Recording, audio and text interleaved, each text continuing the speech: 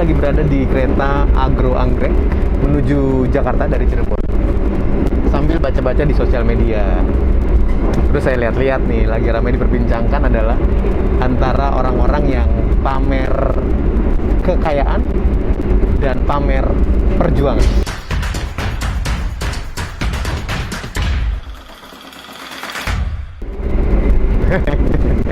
Ini dua hal yang cukup menarik nih sekarang nih. Pamer kekayaan supaya dikagumi, pamer perjuangan supaya dikagumi. Kekayaan itu yang benar-benar menunjukkan kekayaannya ya. Mobilnya apa, rumahnya bagaimana, punya apa, pamer kekayaan di sosial media nih.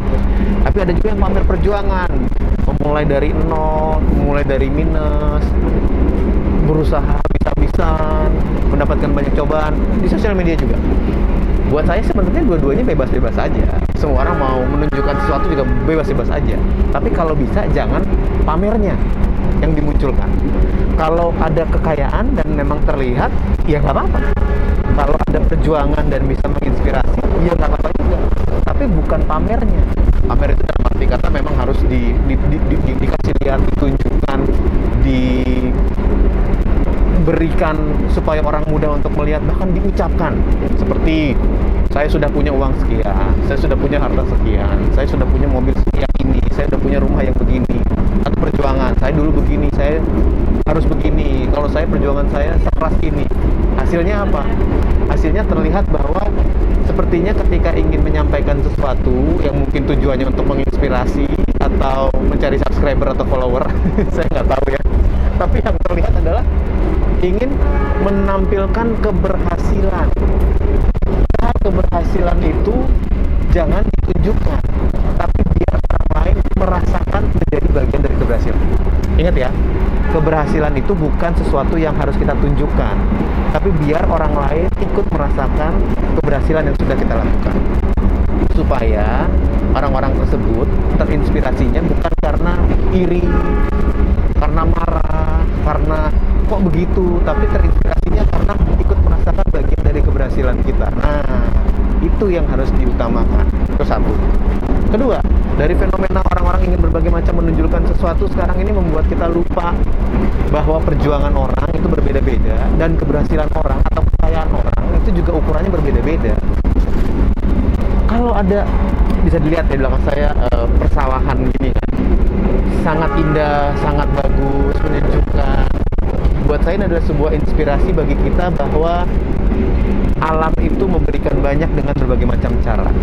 Jadi bagaimana kita bisa menikmati apa yang diberikan oleh alam ini, karunia Tuhan, apapun yang sudah bisa kita terima. Dan itu menjadikan kita orang hebat. Dan itu menjadikan kita kaya.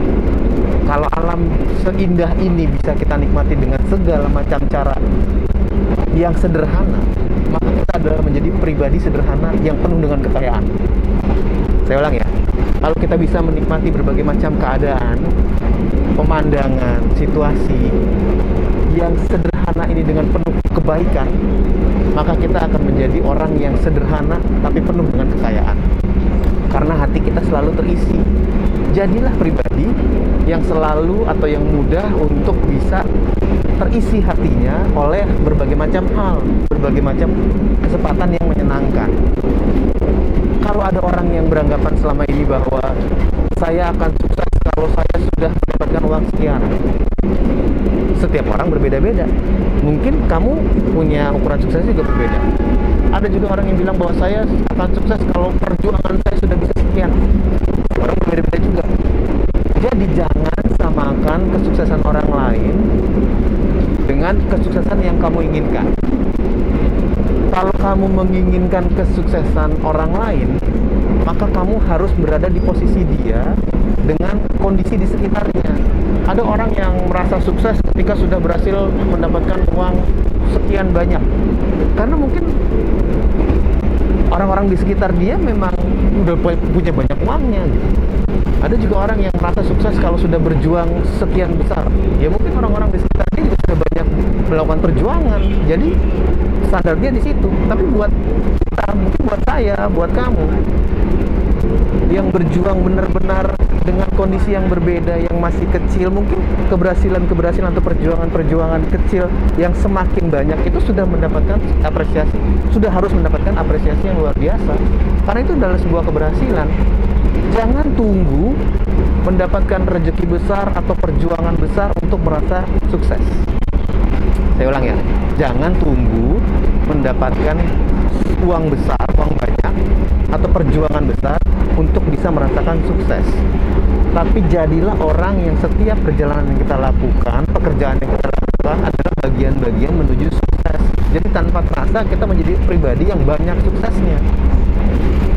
Kecil, tapi kalau banyak suksesnya, maka sukses tersebut akan menjadi sesuatu yang besar dan menjadi sesuatu yang banyak.